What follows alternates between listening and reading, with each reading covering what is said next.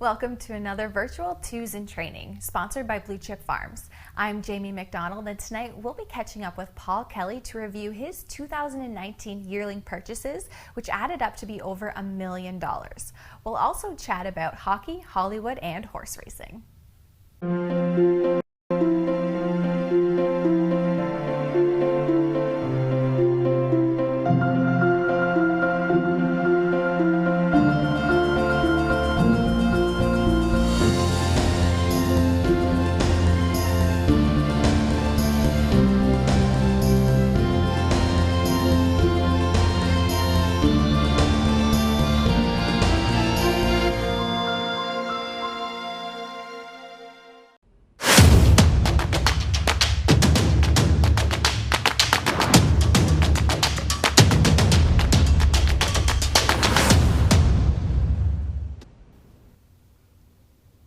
Good evening, everyone, and thank you for joining us tonight, Paul. Oh, thank you. Thank you for having me. And I believe it's a happy belated birthday from just over a week ago. Yeah, maybe eight days or so ago, but not much celebrating going on. I guess I'm getting Of a little course. too old for that, and all my party friends are back up north anyway. So, yeah, just a quiet night with my wife. And speaking of quiet nights, how have you been coping with the COVID-19 pandemic? How has that changed kind of your lifestyle? Well, it really hasn't changed anything, during the daytime as far as going to the barn. It's like it would be the same for me, like, any other horseman or farm manager or whatever. So I'm lucky in that sense that, that part's been pretty normal. However, with all of the shutdowns, I'm a big hockey fan, and I do have season tickets for the Panthers. So I'm pretty much at every home game. So that's they put a kibosh to that. Excuse me, right around mid-March. So I don't have that to do anymore, and I'm not really much for watching games of yesteryear. In terms, I like to stay current with the sport and don't really get into watching too much of the stuff that was happened from a few years back. So besides the hockey, then it's pretty much doing a lot of Netflix with my wife.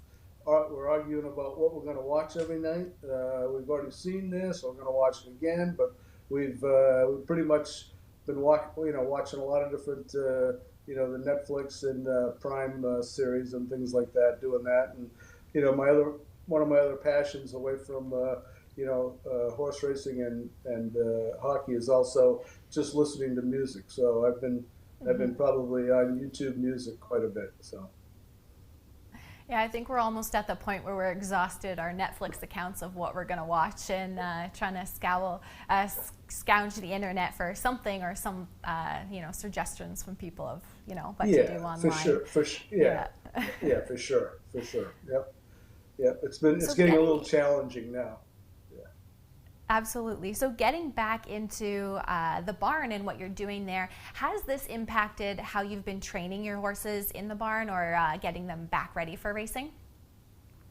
Well, I don't think it's really impacted anything with our 2 and 3-year-olds. We still expect or hope to expect that the 2-year-old season, will remain somewhat close to the same. So we're still prepping the babies just like we would with the idea that let's say the Meadowlands is going to have baby races June 1st. If we have to back off at some point, we can back off. But I'd rather be on schedule or a little bit ahead than scrambling in June if I felt like we backed off too soon and weren't doing enough. So that part's going pretty much the same, and I would say the same with the 3-year-olds. We qualified most of the 3-year-olds and one of the older horses last week at Sunshine Meadows, and we'll ship to New Jersey next week. We'll have those horses will be pretty much ready to go as soon as the green light goes on and we can race. So it hasn't really affected us too much yet in that aspect.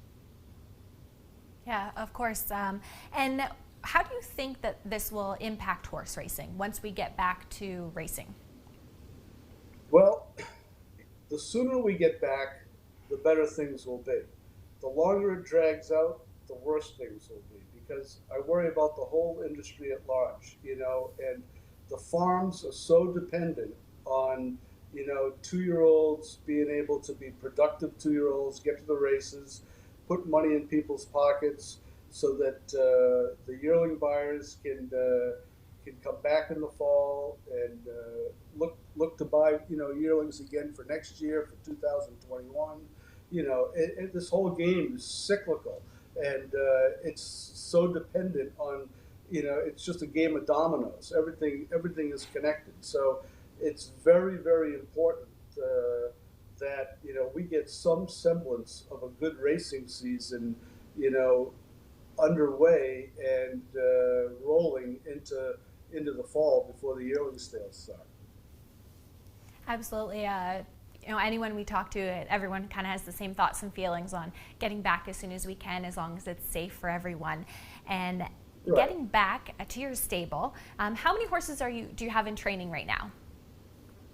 I don't have a large stable. So down here in Florida, we have 12 horses down here, and I kept 2 or 3 up in New Jersey, pretty much just older horses, race horses up there.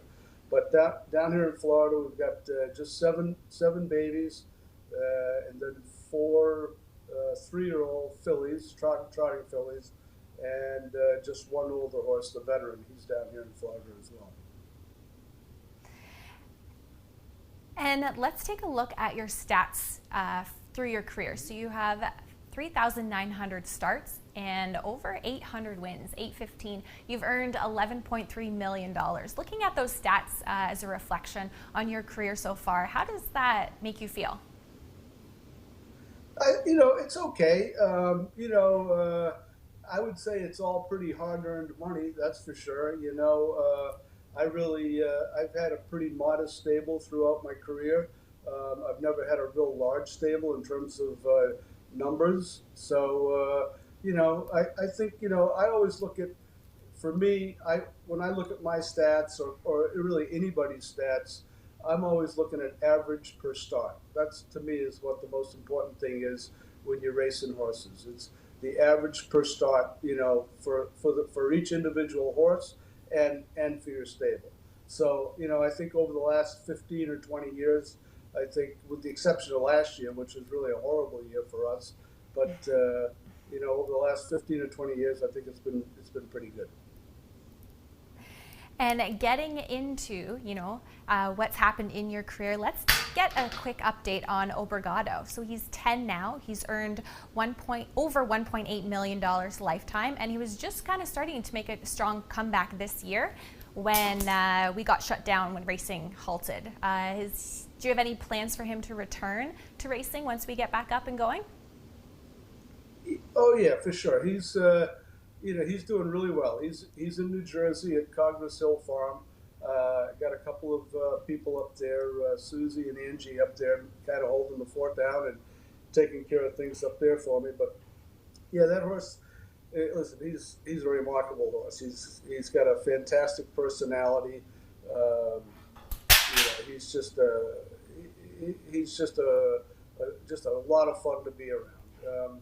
It was a little bit surprising that he did make it back to the races. We didn't expect that, but we just got playing around with him, and he kind of just kept training well, and any checkups and scans we did on him always went well, and so it took him a few races to get back into the groove and whatnot. But his last 2 starts at the Meadowlands were both really good starts.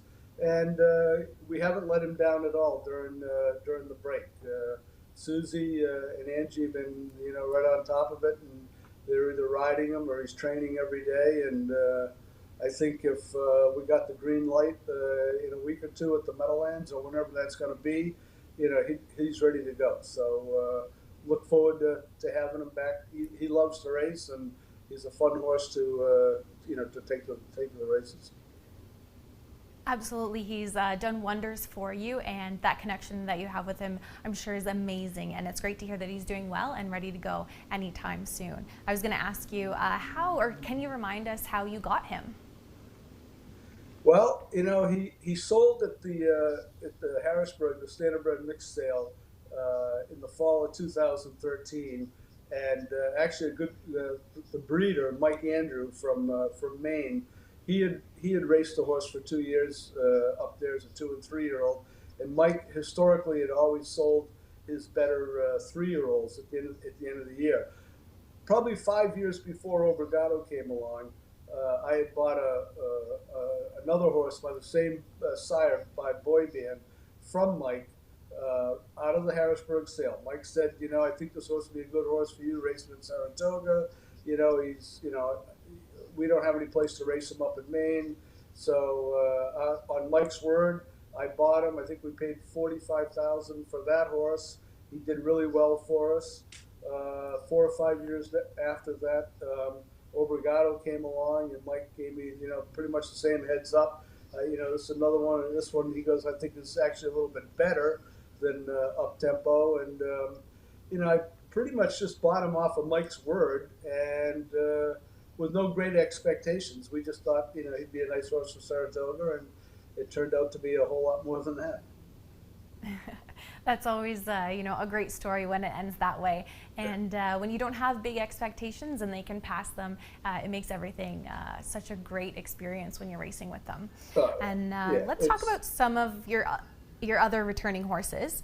And you had talked a little bit about, but let's move on to the veteran. So this one here has had 36 life starts with a mark of 151. The veteran, he's a real nice horse. So he was trained as a 2 and 3-year-old by a friend of mine, George Ducharme, and they had decided, the partners on that horse had decided that they were going to sell him at the end of his 3-year-old year.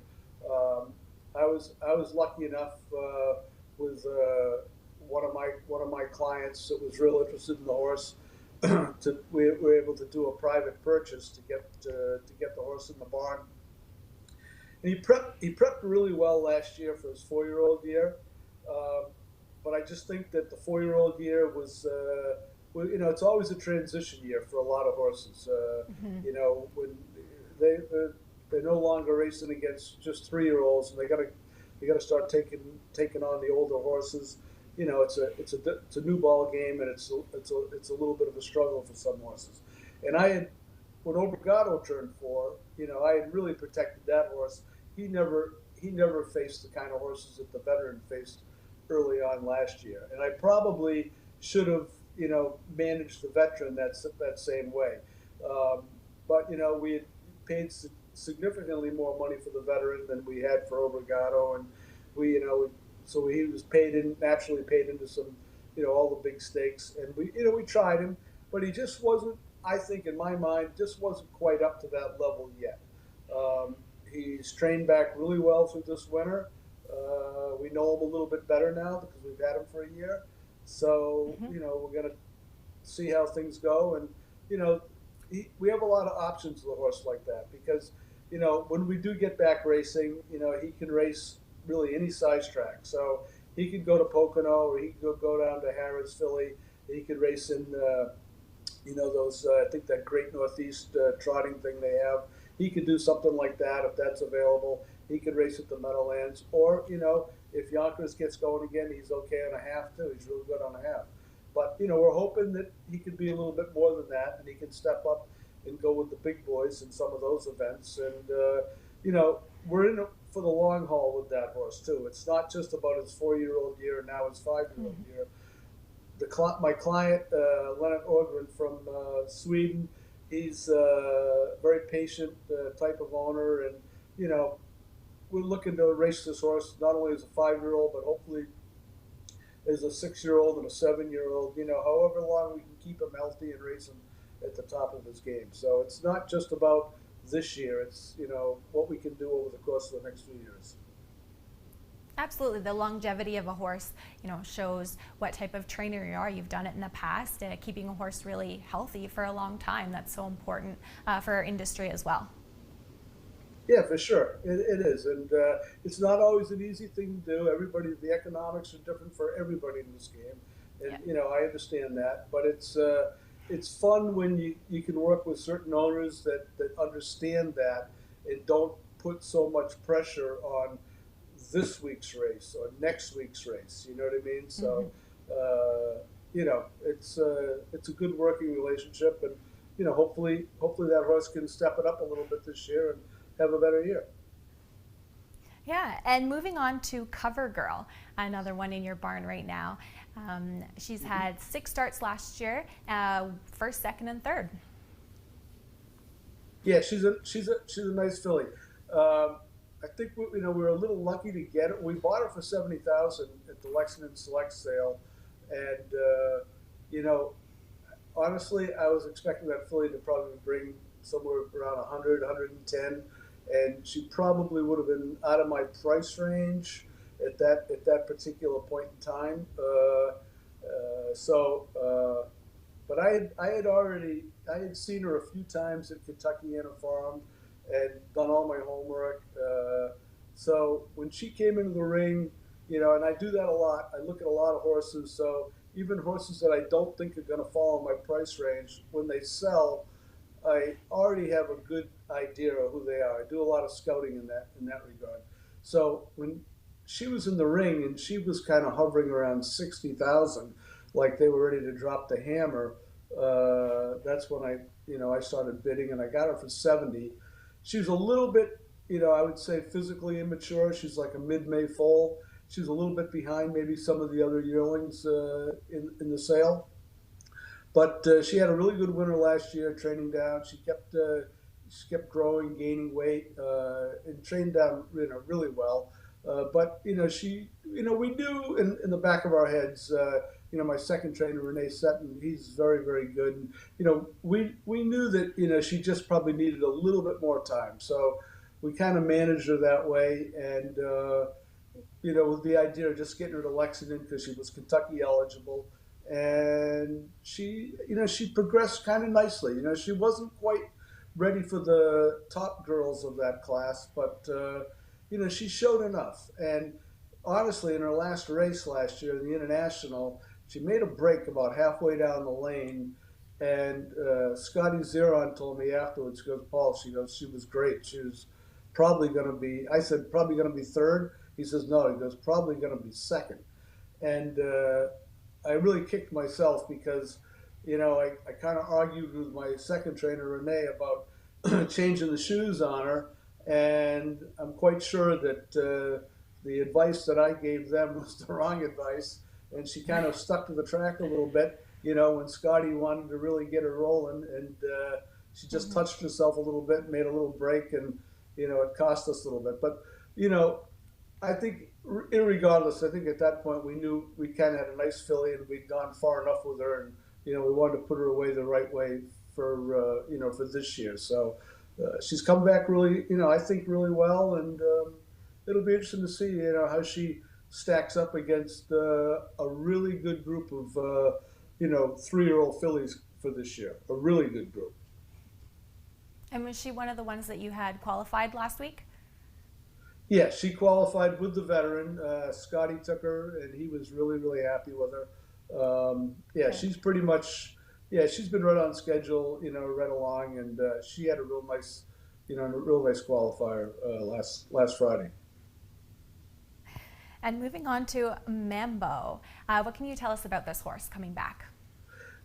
So she's kind of a nice filly, I don't think she's quite in the league of, the top tier 3-year-old fillies, but, she showed a little bit of promise last year. She's had a good winter coming back, happy with her.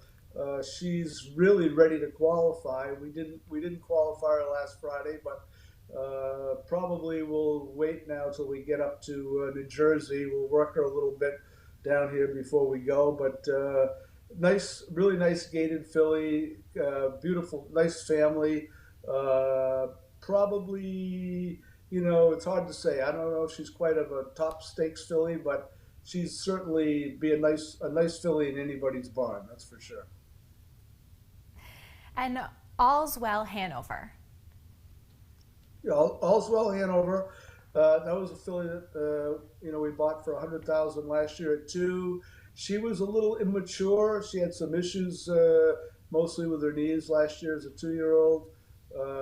We were patient. She got to the races. She had a couple of nice races last year. Then she also had a couple of races where she didn't race well, but she had a little problem with some sickness. So we ended up putting her away, and we had a few partners that didn't want to maybe ride it out through the 3-year-old year, so we just kind of did a little bit of a partnership change there. And right now it's just Jim Simpson and I that own her, but she's come back really good.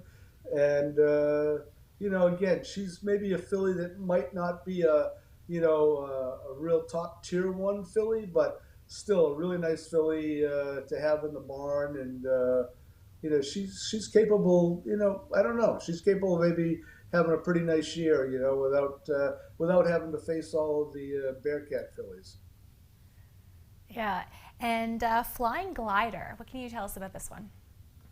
Flying Glider is another. It's a Cantab Hall filly. She had a full sister that Jimmy Takter had. That I can't recall her name right offhand, but she made maybe $250,000. And this filly, she can really go. She can really get over the ground good. I like her a lot. She made a break in the qualifier the other day, but she's had a good winter training back, and we'll get her up to Jersey and get her qualified and get her going too. And it'll be interesting to see how she progresses. She can really go. I liked her a lot. I liked her so much that I bought her half sister last year. She had a Muscle Hill filly that sold at Lexington last year for $250,000. She's a different type of filly than Flying Glider, but Flying Glider showed enough speed, just raw speed to be last year's a 2-year-old that, I didn't want to let that Muscle Hill filly get away if I could help it. So. And speaking of, let's get right into your 2-year-olds as we're on twos in training this afternoon or this evening. Sure. The first one we're going to talk about is I Can Go-Go. It's American Ideal Colt. You got it at the Goshen sale for $75,000. Yeah, so he's been training better and better as we go along. He's a big colt. He came from Cameo Hill Farms. I better put my hat on here. He came from Cameo Hill Farms, and Steve Jones, his family, great people. This colt, he started off, I would say a little on the slow side, just kind of a big growthy horse. But like any athlete, like a human athlete, sometimes the big guys, they take a little bit longer. They don't have quite the same, maybe dexterity as the smaller, younger, or smaller athletes do. But as we've progressed and the faster we've gone, this guy's just gotten better and better, and he's real good gaited, really good attitude horse. He's a New York bred, so maybe it'll be interesting to see how he handles the smaller tracks. I'm not sure about that because he is a big fella, but good gaited and good attitude. He's going along pretty good. Next up is Junto, a colt, Muscle Hill, a Lexington sale, $120,000. Yep, really like this colt a lot. He's a little on the growthy side right now, but we've been in 225 with him, so he's a little bit behind most of the other 2-year-olds, but not terrible. But super good attitude, physically. Just he's going to be a powerful animal as he matures. But we took our time with him a little bit early in the winter, but he's starting to kind of come around the bend here a little bit now, and he's doing really well. He's the first colt out of Moochie Madness, and I raced against Nonstick in New York. Aki had nonstick, really nice trotting filly, and so when I saw this colt and he was early in the sale, I think if he had sold a little bit later in the Lexington sale, he probably would have brought another $40,000 or $50,000, But I'm not saying he's a bargain at 120, but I like them. When you're scouting out a lot of horses and you kind of have an idea what some of the other ones are going to go for, I just thought it was a worthwhile chance to take a shot early in the sale on him, and he's doing fine. We're pretty happy with him. That's good to hear. And we're going to move on to the Bread Man, a Trixton Colt from Lexington sale again, $170,000 out of quick credit. Right. Yeah, probably most guys would say, why would anybody give $170,000 for a Trixton? a lot of how fickle this game is, and a lot of trainers they don't like they give up on certain stallions pretty quick. But this guy here, he's out of quick credit. That's a filly that I trained and raced almost 15 years ago now, but.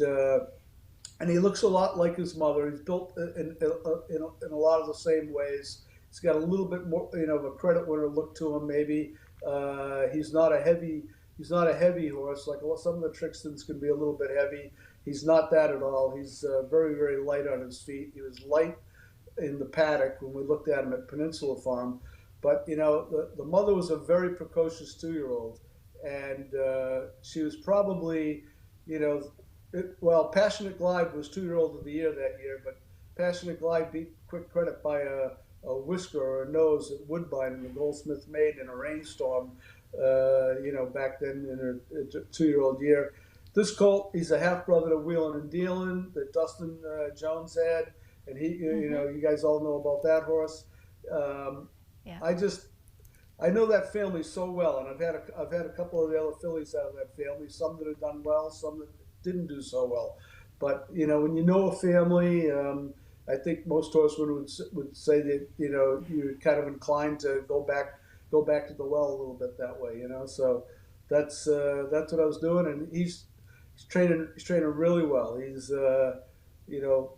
probably a little bit unfocused at times, which is understandable for a 2-year-old colt right now. But he's training really, really well, and he sold when he sold at Lexington. He sold as his name was Garnsey, obviously named after Glenn Garnsey, which is fine. But as I got to thinking about name changes and whatnot, and being a hockey guy and a hockey fan, I thought it'd be cool if I could name a horse after Artemi Panarin. So I just chose that name, the Bread Man.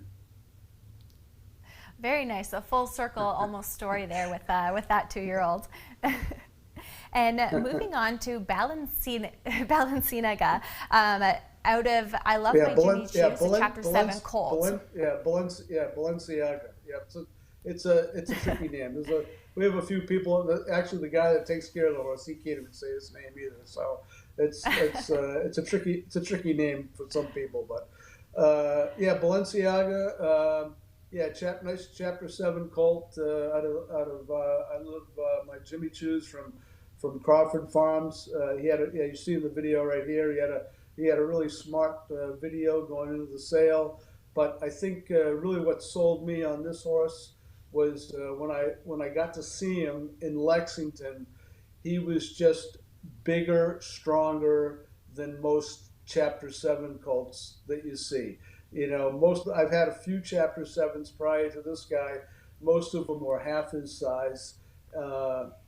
This guy, he just had a little bit more presence to him than most of the Chapter 7s that I was used to looking at. And he's really been developing really nicely through the wintertime. He's really one of my, if not my top colt. Him and the Bread Man are probably my 2 top colts right now. But this guy really hasn't done a thing wrong all year, and just a smart horse, mentally mature horse, and physically he's gonna be a beast physically. He's just a really strong animal. So we're pretty excited about him. So far living up to his $270,000 price tag, which is good. Yeah, he hasn't heard his value yet. We'll move on to your Muscle Hill filly, Captured. You spoke a little bit about this one being related to when you had earlier. A Lexington, Yes. 250,000. Yeah, nice filly.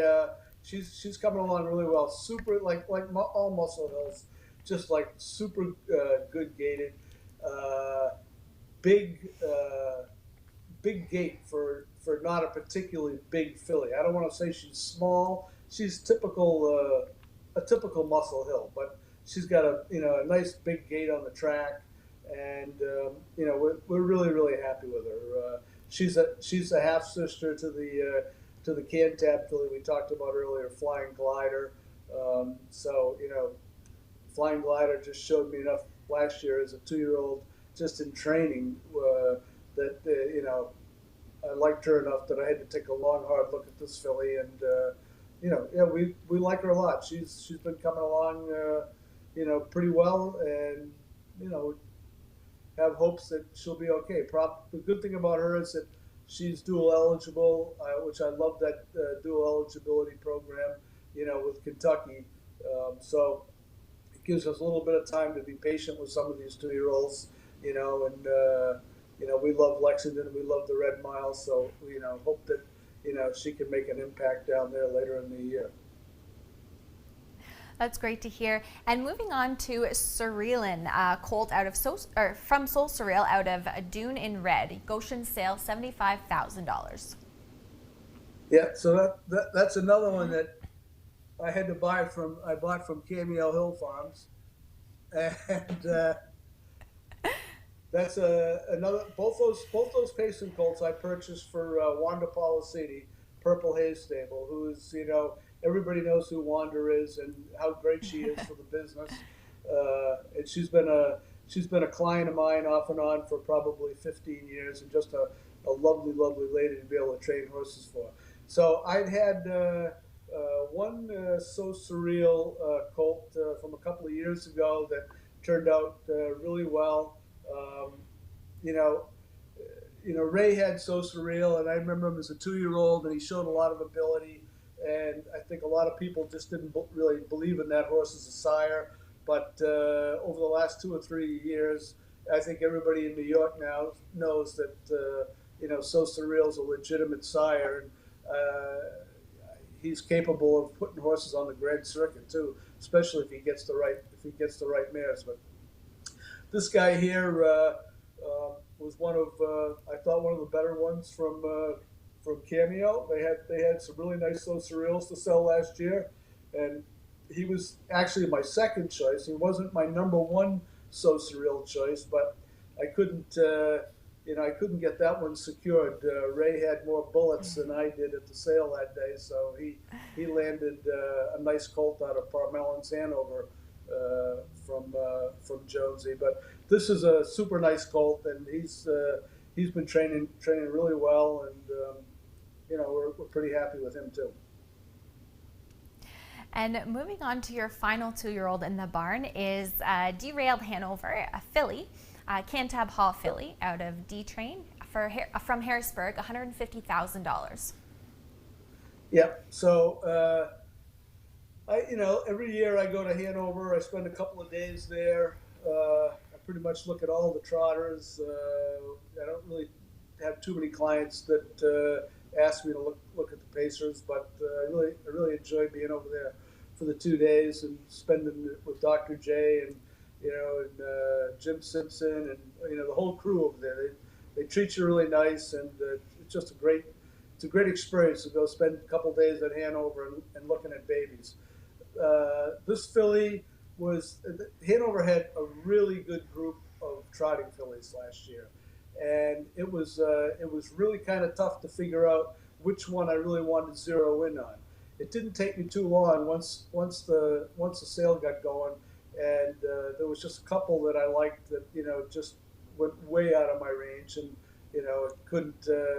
I just, couldn't net one of those. But this filly here was very, very high on my list, and I've had pretty good luck with Cantab fillies in the past, and with this kind of a family, if this filly, makes it on the racetrack, then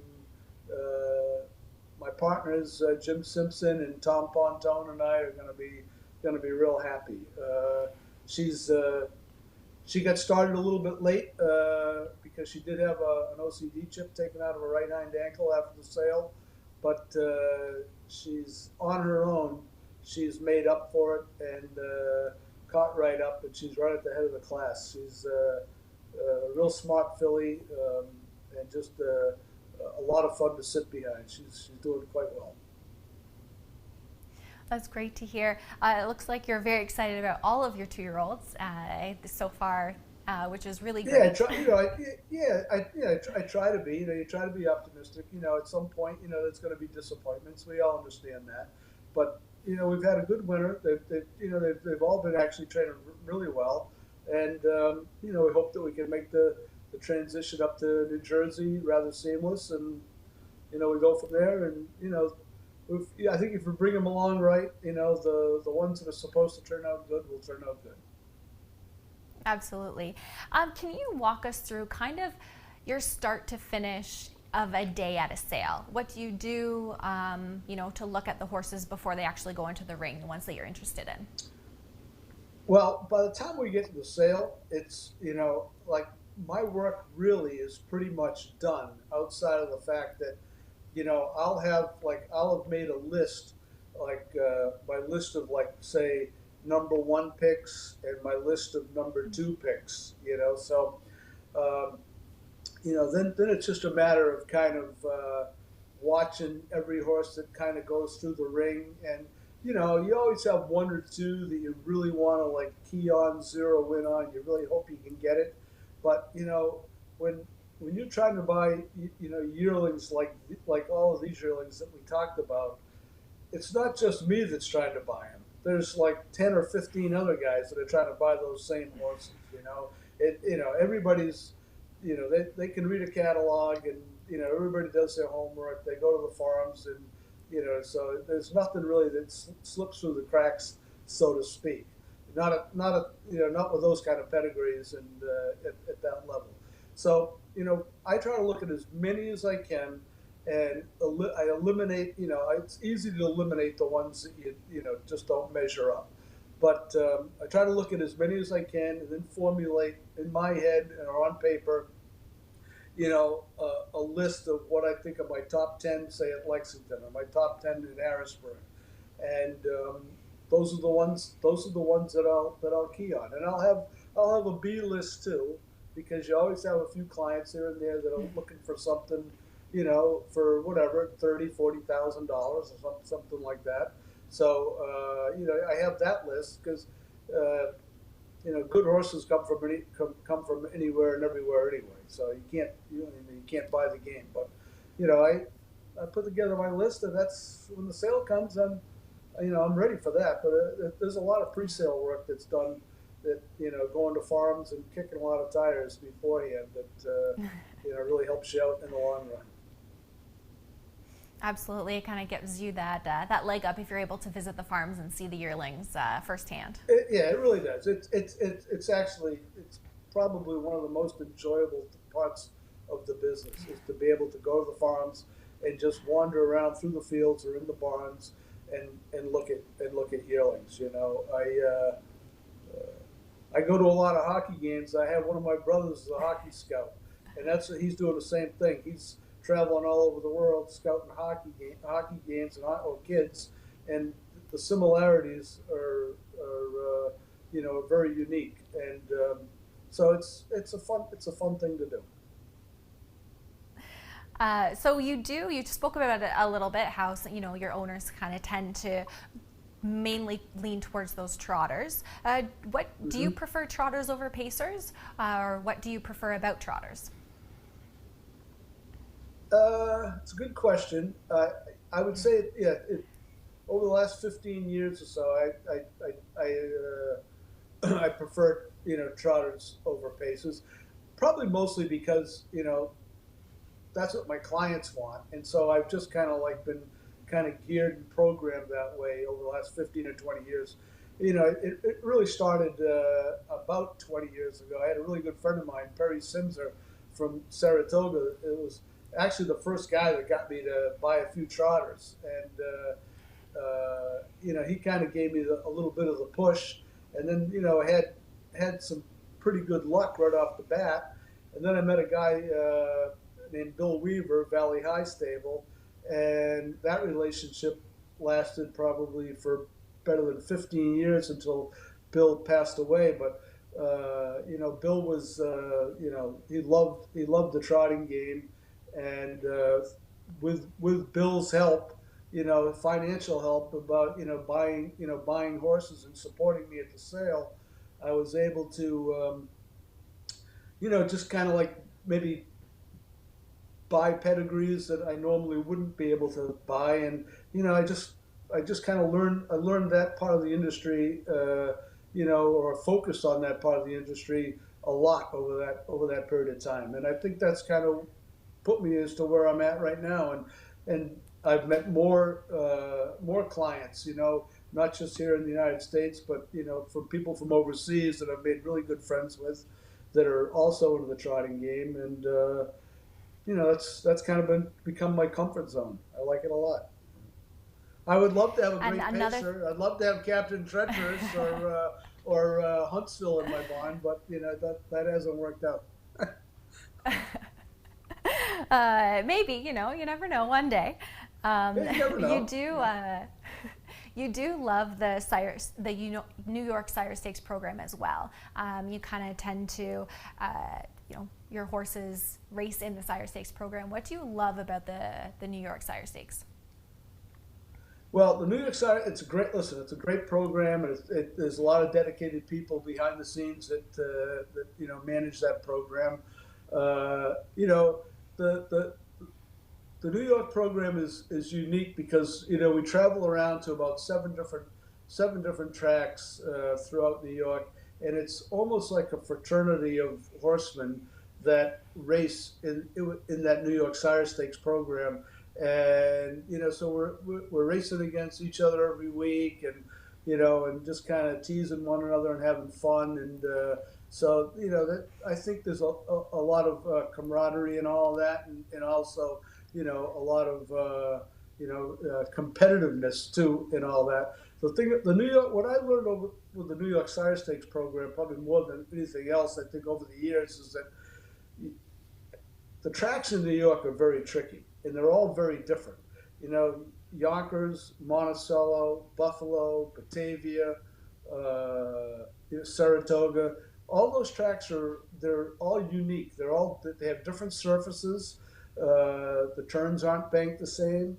So it really takes, I think, a few years to really to get really accomplished and get good at, especially racing trotters, but even pacers in New York, because you really need to learn all those tracks and know all those different surfaces, because some of those tracks, you got to change equipment from week to week when you go in there, whether it's the shoeing, sharper shoes for, some tracks, or, roller burrs or Murphy blinds and things like that. So I think the biggest thing to being successful in New York on that program is to actually know those tracks really well, because they all play a little bit differently. It's just like, I guess, like a lot of different golf courses, but you got to be able to make it as easy as you can for your horse, to negotiate those tracks. Absolutely. And what do you think the New York Sire Stakes program will look like when we start getting back into racing, whether there's fans or no fans at the tracks? I don't, at this stage of the game, the way things are playing out, I don't think we'll be seeing any fans at any of the racetracks anytime soon. And when we can see fans, hopefully the sooner the better, but safety comes first. That's I can't answer that question. The New York Sire Stakes program is, it's going to survive, but it's going to be a tough year because their fiscal year is July 1st to June 30th. So with this pandemic going on right now, they've had no income from any of the casino or the Racino tracks, from mid-March until whenever those Racinos get up and running. And if we go past June 30th, then that's the end of the fiscal year. And then we start racing in July sometime. They're going to be racing for, I'm not sure, it'll be less money. I don't know if Kelley Young or if she's even sure yet what those figures are going to look like. But people are going to have to realize that this is it is what it is right now, and we're kind of in survival mode, and it could be it could be a little bit of a depression type year for the program.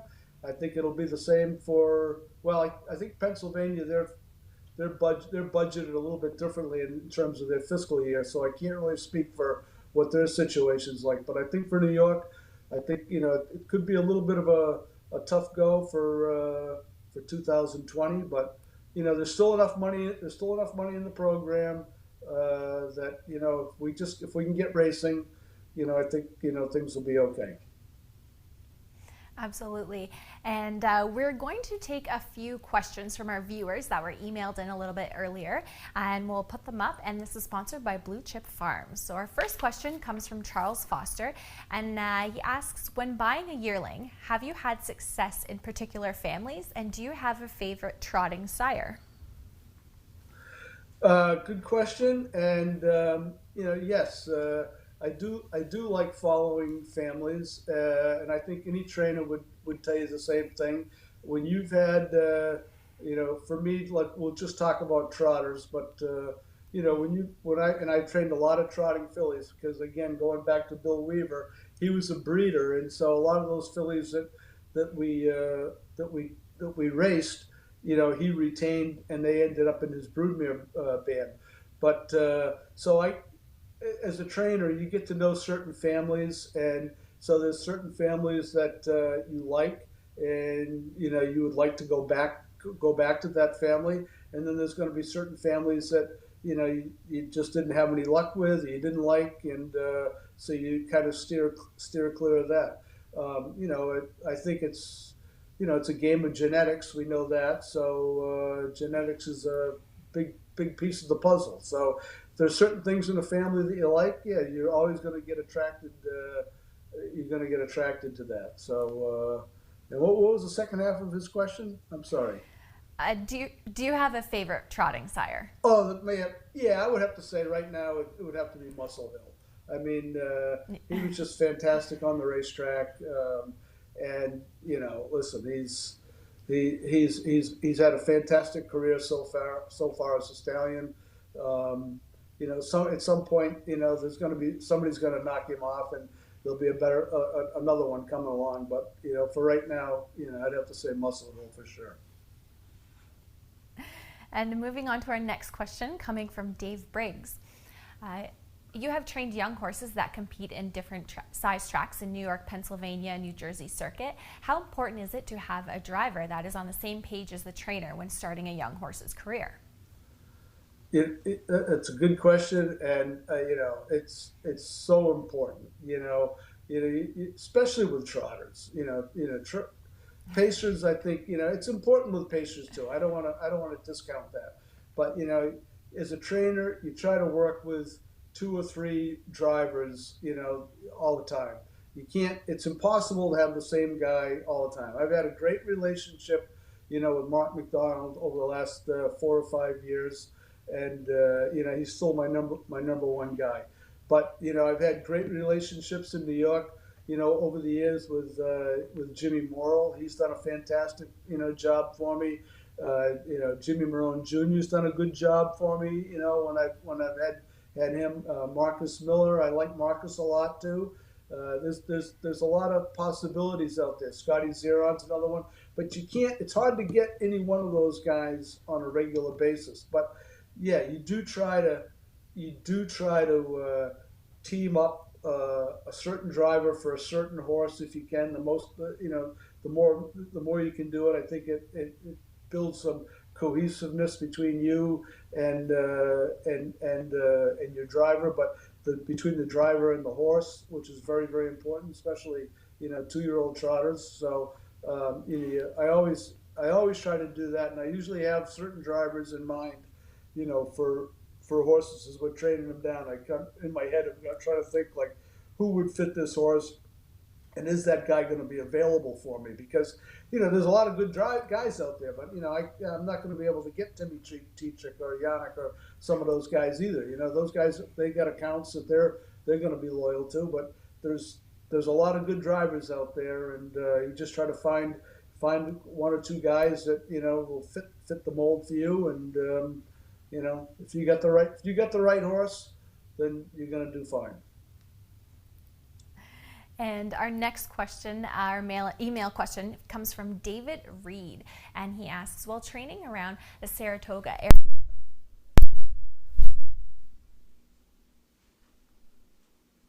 What happened? Yeah, I lost Jamie there. Okay, sure. So, I still have a home in Saratoga, and when I first moved to Saratoga, Harold was probably one of the first guys that I got to meet, and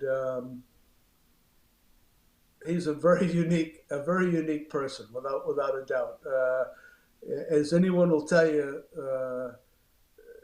all up and down the East Coast, everybody in horse racing probably has a Harold story. And I have a few, but I don't think they should probably be shared, here at this point in time. But that guy, he was an amazing guy to watch train and drive, and he could take horses that other guys just couldn't. They just couldn't do anything with. And Harold take these crooked horses, and he just have no problem getting along with them. And I think he was part horse himself. He could think like a horse, and he's a very unique guy. And for me, I was younger than Harold. We lost Harold in like 1992, but I was fortunate enough to be around him enough, and he was a very patient man with a horse, and so he was a very capable horseman and just a fun guy to be around.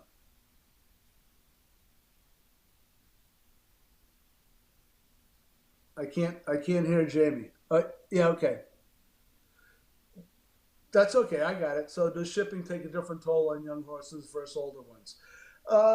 Probably fillies, I guess. Maybe it depends on.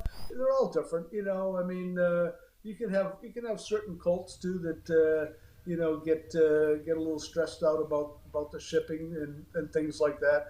One of the things that we try to do, because I do have a smaller stable, so it affords me a little bit more luxury in that regard. But when anytime we have to make any long ships, like especially with the trotting fillies, we'll break the trailer down into like 2 box stalls and ship them that way. That way it's like riding in their own stall. And when we ship out to the Meadows or ship up to Ontario, it's really not that stressful on them.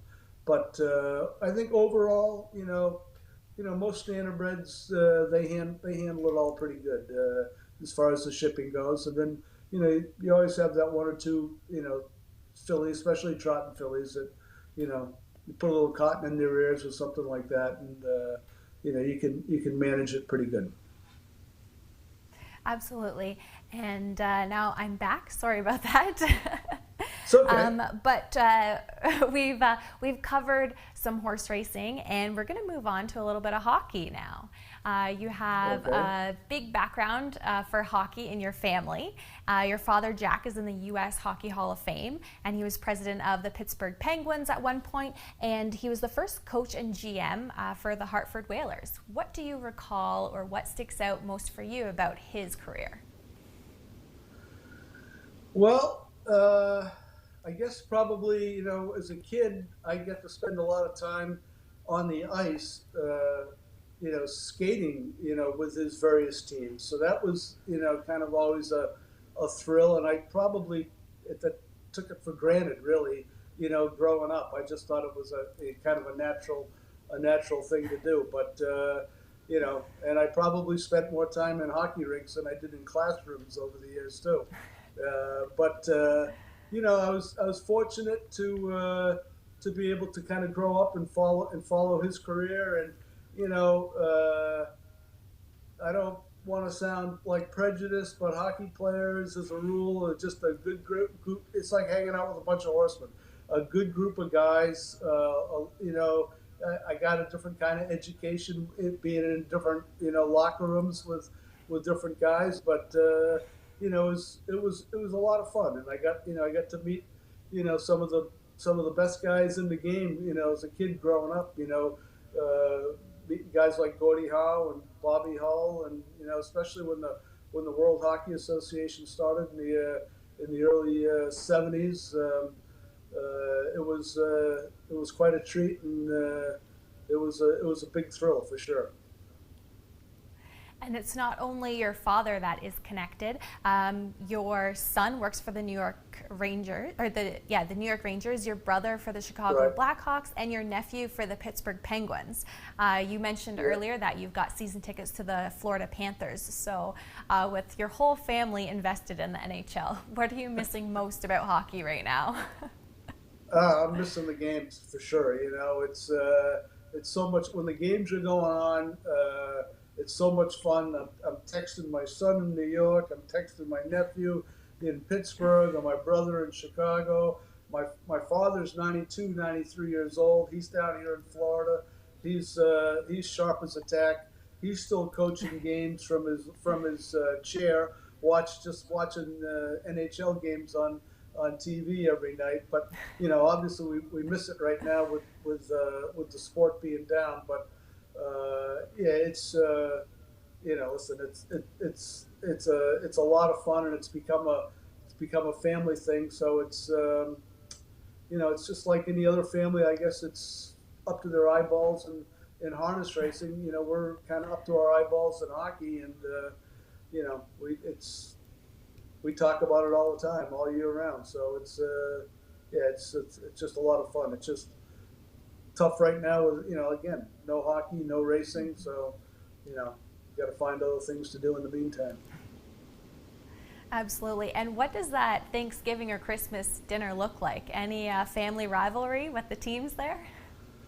Not too bad. Everybody, I think everybody, they downplay it pretty good. You know what I mean? And nobody's giving away any secrets either. But it's it's a lot of fun, and we usually, as a family, we typically try to get together. A lot of times we go out to the West Coast and visit with my brother out there. But this past Thanksgiving, we were all in Maine, so everybody came to the family home up there. But not too much there. Just probably just a lot of wine and turkey, and a lot of good laughs. That's all. Yeah. Good to hear. And with everyone so invested, including yourself and the NHL, what do you think the end of this season may look like? Will there be a Stanley Cup Final? I think there will be. Okay, so I don't have any inside information, so don't take what I say is like, oh, he knows. I don't know, because the landscape in hockey changes every day, just like it's changing for us in horse racing. Absolutely. They have a lot of unanswered questions. I think one of the scenarios that my brother Mark was talking about the other day was that they hope that they could maybe they want to finish the regular season first. So that means I think there's about every team has somewhere between 8 to 10 games to finish the regular season. So there's roughly maybe about 150 regular season games that need to get played to finish the NHL season out. The NHL they really want to finish the regular season, because if they don't, my understanding is that they have TV money that they would have to give back if they couldn't finish that. So then that affects the CBA, their collective bargaining agreement. So I think that they'll finish that. I think the scenario is that they might have 4 rinks that they'll use, and the teams will probably be sequestered in different hotels, and they might be able to play 3 or 4 games at each of those rinks a day, and kind of like fast track the season, get that part over with, and then I think they hope to start the Stanley Cup playoffs sometime in probably end of July, early August, and it might go through till the end of September, and then they would probably have a draft, and the regular season probably wouldn't start until November. So, but that's don't take that to the bank. That's just a scenario that was like the latest scenario that I heard. But tomorrow might have a whole new scenario. Of course. Yeah, I think we all hear kind of different things. We're all so eager to have it up back and running. Sure. And if, we're able to finish the regular season in the NHL and the playoffs go on, who does your bet to win the Stanley Cup this year? I have to go revisit, to see who's actually going to make the playoffs. It's been so long now. Exactly. We all forget now. Right? I don't know. If you go back and you look at it, Washington's playing pretty well. I think Tampa Bay's kind of getting healthy again. Don't forget about St. Louis. Tarasenko, he's healthy again. He's gonna be okay. I hope you're not a Toronto fan. I don't think your Maple Leafs are ready yet. I am. They got a great team. They got a lot of talent, but Brad McNish should be the first one to tell you they're not ready yet. So, but I don't know. It's the NHL. The Stanley Cup playoffs. That's that's so unique, and it's a season unto itself, and it's a hard thing to say, to predict who might be able to win. I'm really hoping that the Panthers could finish up the regular season enough and eke into the playoffs. They've got a pretty good team. I really enjoy watching them play, and I'm really hoping that the Rangers too. The Rangers have had a great year with a young team, and they're pretty exciting. So the Rangers, they're on the rise. They're not ready yet, but they're going in the right direction. And then the Boston Bruins too. The Bruins have had a great year too. So, and some of those teams like the Bruins and Tampa Bay and St. Louis, you're talking about teams that have been able to get, and the Penguins, teams that have been able to get healthy too right now. Where they were getting a little dinged up maybe in March. So those guys are all probably going to be a whole lot healthier come July. Absolutely. The Bruins, they're a sore spot for us Leaf fans, but we're used to it. We always got hope, Yeah.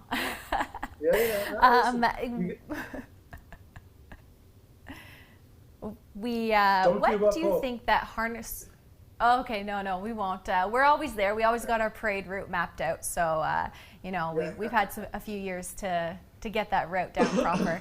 But what do you think harness racing could learn from the NHL? You talked about similarities in, picking out yearlings versus drafting, the next NHL players. What else kind of do you think that we could learn from other sports?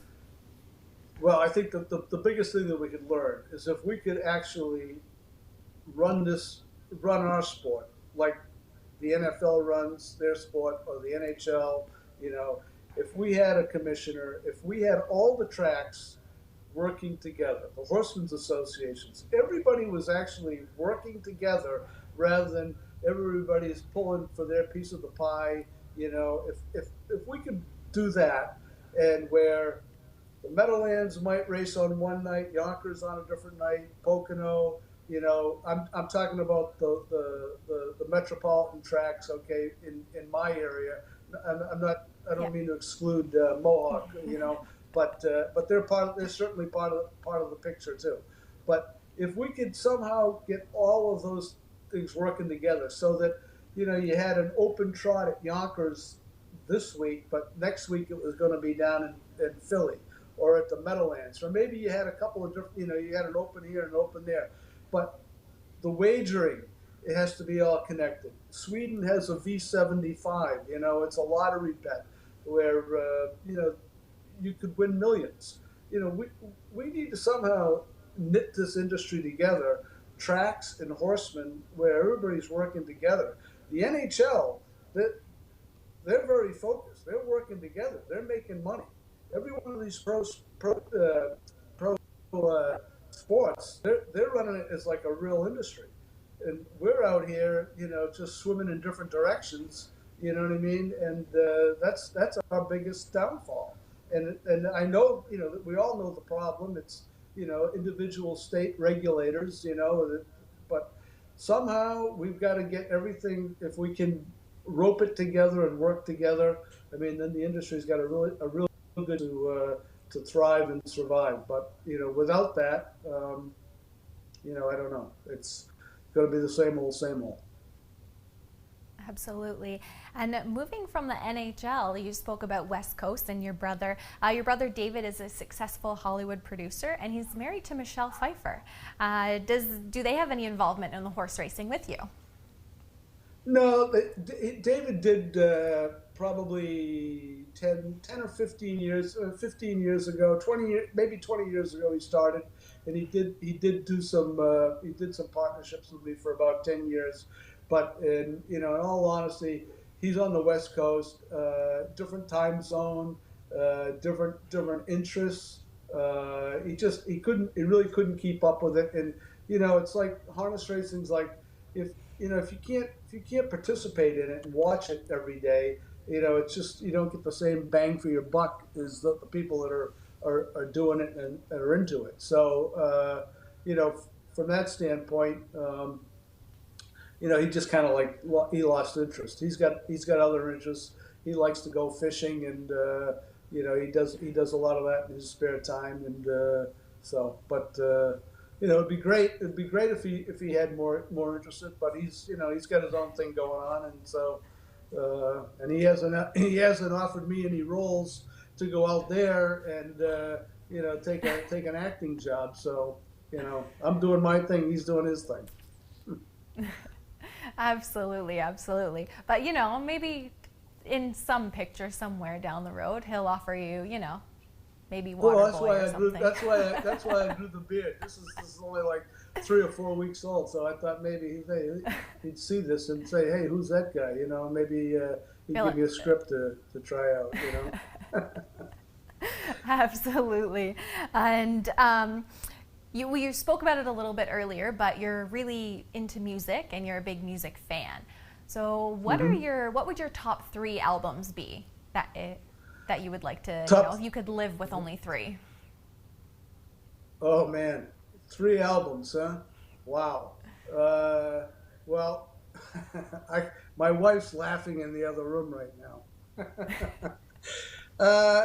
I would probably take it would have to be like a double album set of the Grateful Dead for sure. I'd have to take that. I'm a big Grateful Dead fan. Their music encompasses everything. So you get a little bit of jazz, blues, country, folk, anything with them. So I'd take Europe '72 with the Grateful Dead would be probably have to take that. I'd probably take maybe the Beatles' Abbey Road. That's a fantastic album. You can't seem to wear that one out.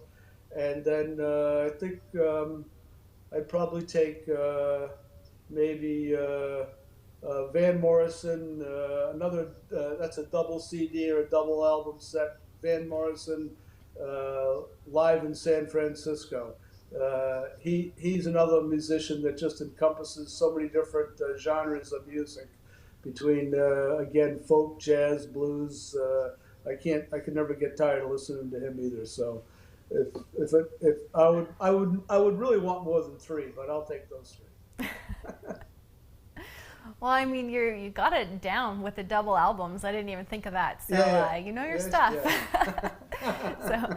So, what is do you have an all-time favorite song, or what is your favorite song?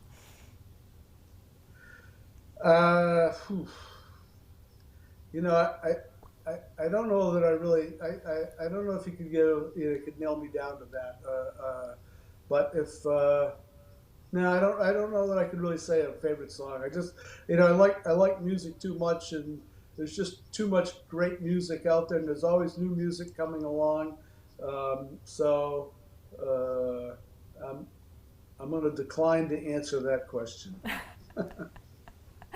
All right, I got a challenging one here for you. What's your wife's favorite song?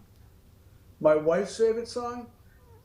Something by Adele. Whatever Adele's singing, my wife's probably singing it in the background. So she likes the Beatles too.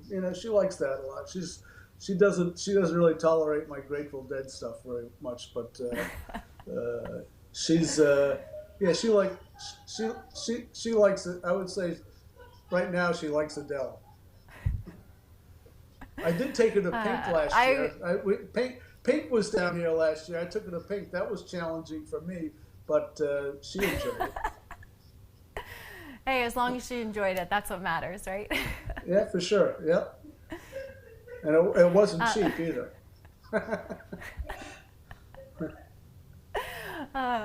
Well, thank you so much for joining us here this evening, and for all of our viewers as well, thanks for tuning in. And don't forget to subscribe to the Harness Racing Update online on our YouTube channel. So join us again later on for another Twos in Training edition, and thank you again, Paul, for joining us here tonight. Thanks very much, okay? Everybody stay safe, and let's hope we can get back racing soon. Harness Racing Update is the sport's most comprehensive and trusted news source and the fastest growing publication in the game. HRU has you covered with award-winning features and commentary from some of the sport's best writers.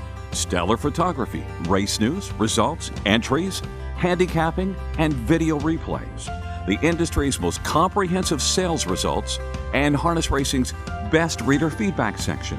And it's all delivered free of charge to your email box multiple times each week. See why HRU is the most trusted news source of the sport's most important people from all facets of the industry. Subscribe today for free. To subscribe, just go to harnessracingupdate.com and then click subscribe for free.